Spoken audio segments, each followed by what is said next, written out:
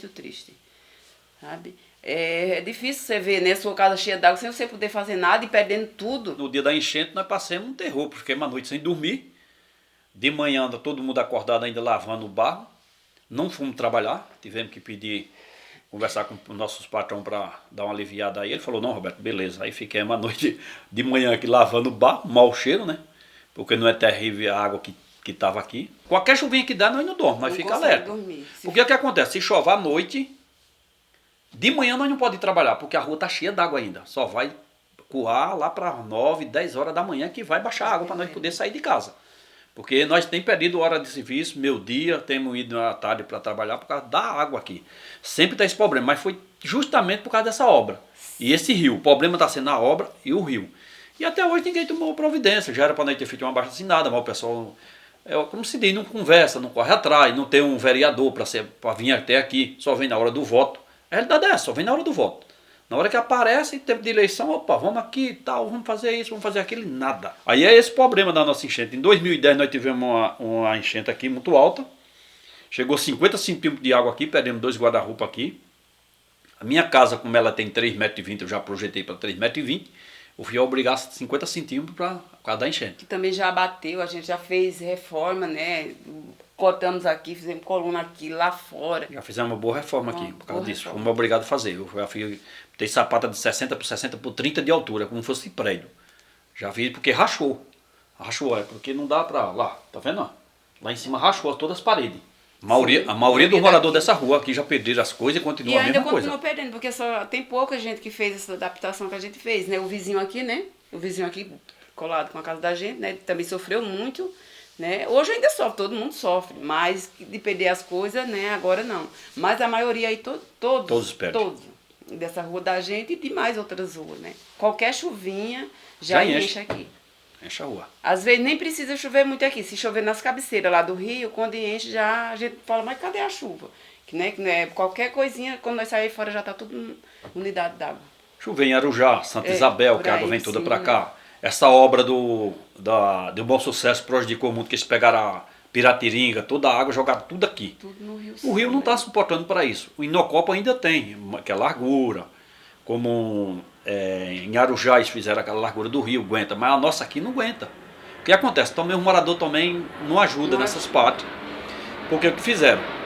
Todo sofá, todo o lixo é jogado dentro do rio. E não tem limpeza também no rio, né? Tinha, não sei se era na época de um prefeito aí, que eles vinham e limpavam o rio. E agora eles não limpam mais, faz muitos anos que não limpa o rio. Então o rio está todo muito cheio de terra e muito basculho, e muito tudo, né? Muito lixaiada e só faz tudo, então prejudica os moradores muito daqui.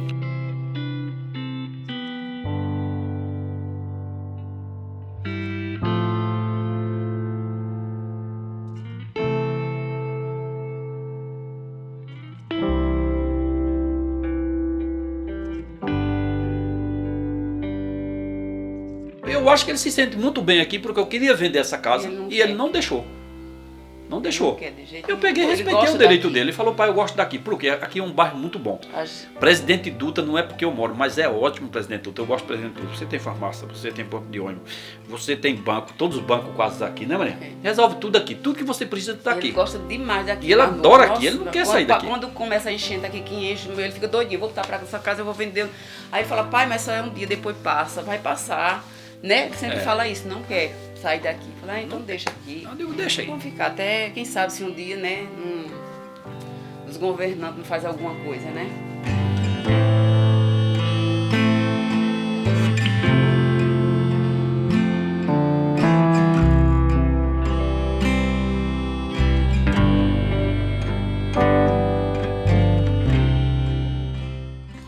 O que me enche? A morte. Apesar de tudo, a morte, sabe? Principalmente a da Marina. Ela foi um grande exemplo pra mim. Porque foi através dela que eu comecei a escrever aqui sobre o meu pai, o Presidente Dutra. E quando eu soube da notícia que ela morreu, eu fiquei com aquela pergunta na cabeça, né? Por que esse jogo de nos dar e tirar as coisas? O que isso significa? Eu espero bem um dia entender isso, sabe, melhor. Mas aí eu lembro que ela era uma artista daqui, né? E com as suas obras ela deixou o seu para sempre.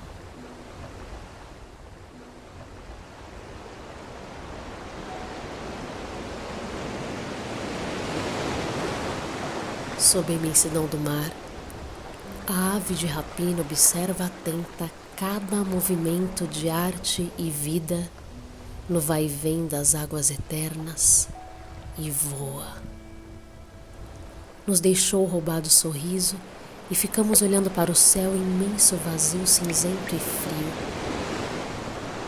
Nesse olhar, percebemos que falta agora aquela máquina fotográfica para registrar ela, que tanto nos registrou. Falta ela. Lágrimas salgadas caem dos olhos e se afogam no sal do mar. Entendemos então que a saudade tem nome, mas não possui mais forma. Que sigamos com a herança de arte, luta, coragem e esperança. Marina.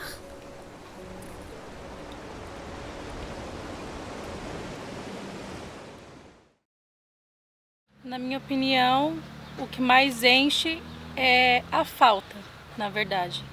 É a falta de direito da mulher, a falta de direitos humanos, a falta de direito à comida, a falta do direito político. Toda falta é o que me enche. Aqui no Presidente Dutra, direto é alagamento aí, você vê várias famílias perdendo as casas, perdendo os bens materiais. Às vezes são pouca coisa que as pessoas têm. Eu perdi uma que caiu no rio, né? O rio levou embora. E a outra eu tive que sair porque os meus móveis foram todos embora, que a água chegou aqui. Olha, no meu caso assim, eu perdi um amigo, 2, parente familiar, entendeu? Só que quando a gente ligava a TV, os noticiários só davam morte, morte. E você não via falar de procurar uma solução para combater isso. Minha tia já era de idade, porém meu sobrinho tinha 4 aninhos de idade, os 2 morreram de Covid.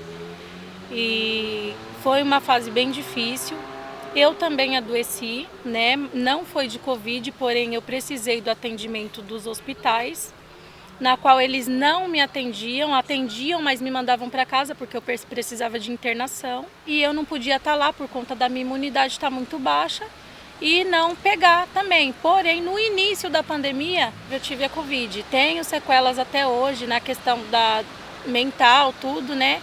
Que eu não consigo gravar muita coisa. E o paladar também é bem difícil de voltar a ficar normal novamente e a saúde da gente também fica debilitada. Então foi uma fase muito difícil que a gente se sentiu sim muito abandonado. Eu mesmo entrei em depressão. Desculpa. Eu fiquei muito mal, né, por conta disso, porque você ficar em casa, você não tem um suporte médico. Obviamente que a gente vai se sentir abandonado numa hora dessa, mas foi uma fase muito difícil que graças a Deus ele estava comigo ali, me levando para o hospital de dia, à noite, faltando no serviço dele para estar comigo. O que mais me chateia assim, você vê uma pessoa ser um líder. O líder ele tem que liderar um país e ele tem o poder na mão. Como que você chega numa rede nacional e fala que isso é só uma gripezinha? E você sabendo que tem um risco de dizimar metade do país. Aí ele chega, se ele chegar e incentivar o povo a ir para a campanha de vacinação, ele fica falando que não. Então, pô, como que você vai entender a cabeça de um ser humano? Eu queria fazer uma pergunta. Eu queria uma resposta. Se um dia eles puderem me responder. Eu queria saber por todos os deputados, senador, governador, porque não adianta você colocar um presidente que ele não manda nada. Quem manda mesmo são os governantes, governador, senador, deputado, né? E o próprio presidente. Eu queria saber o que nós brasileiros fizemos para eles. Quão ruim a gente fez para eles.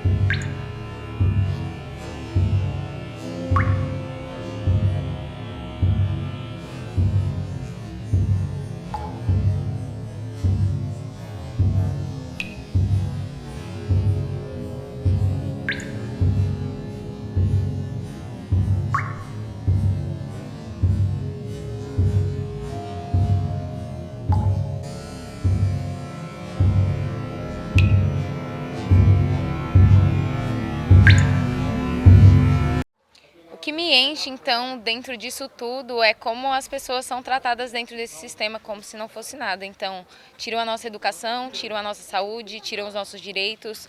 Você não pode nem trabalhar seguro de que no outro dia você vai ter um emprego, porque tudo isso pode ser tirado de um passe de mágica por pessoas que não passam essa mesma coisa, estão no alto dos seus privilégios. Então, é isso que me enche, todo esse desmonte que acontece na nossa sociedade e com a vida das pessoas, que a gente fala que é um sistema, mas esse sistema tem vidas dentro. Tem pessoas que, quando a sua casa é levada ou o seu emprego é tirado, elas sofrem, elas passam fome, elas passam insegurança e até chegam a falecer por conta disso. Eu trabalhei aqui na cidade, na empresa que era do município, que é a Proguaru. E a Proguaru trabalhava na manutenção da cidade, tanto nas praças quanto nas escolas, nas UBSs. E eu trabalhava de agente de portaria. E a empresa fechou no último ano, em dezembro, por conta de um desmonte do governo, que o prefeito tinha prometido não fechar a empresa. E foi com isso que justamente ele conseguiu se eleger. E aí os trabalhadores ficaram numa batalha contra, esse fechamento, porque muitas pessoas fizeram a sua vida dentro da Proguaru. Foi muito difícil, porque a gente estava ali se dedicando na linha de frente da pandemia, porque em nenhum momento da pandemia a gente parou de trabalhar. Então todos os dias eu tinha que pegar o transporte público, tinha que estar nas escolas, nas UBSs, com pessoas que podiam estar contaminadas. E não foi dada total assistência para a gente, não foi dado toda a segurança que a gente precisava para trabalhar. Então, depois de tudo isso que a gente tinha passado, trabalhar na pandemia e ter que brigar por coisas básicas como equipamento, por exemplo, uniforme, você ser demitido assim foi uma coisa absurda, porque você também entra num concurso público, numa coisa que tem uma estabilidade, você não pensa que aquele direito vai ser tirado o seu. E o que o prefeito fez foi retirar esses direitos, encerrar a empresa e acabar com a Proguaru. Eu estava 2 anos, mas tinham pessoas na Proguaru que estavam 20, 30 anos e isso acabou com a vida delas. O exemplo é do colega de trabalho que também era um agente de portaria, que era o senhor José Benedito, que foi chamado de última hora para demissão, de uma forma que o prefeito não podia fazer aquilo, ainda estava correndo o processo na justiça para garantir os direitos dos trabalhadores. Ele enganou todo mundo, chamou todo mundo e pressionou as pessoas a se demitirem. Não resistiu, infelizmente, e faleceu na fila de demissão. E foi uma coisa assim muito horrível, que todos os trabalhadores da Proguaru ficaram de coração partido, porque é um colega de trabalho como todos nós, estava ali na linha de frente todos os dias, passando por todas as dificuldades de não ter um bom salário, não ter um plano de saúde, odontológico, qualquer coisa, totalmente tiradas do seu direito, desrespeitadas e tratadas como se fosse só uma peça que você tira do lugar e coloca outro. E os trabalhadores não são só um objeto, eles têm vida, têm os seus direitos e tudo isso foi tirado, como a vida daquele senhor que não aguentou o impacto de toda aquela mudança repentina dessa forma,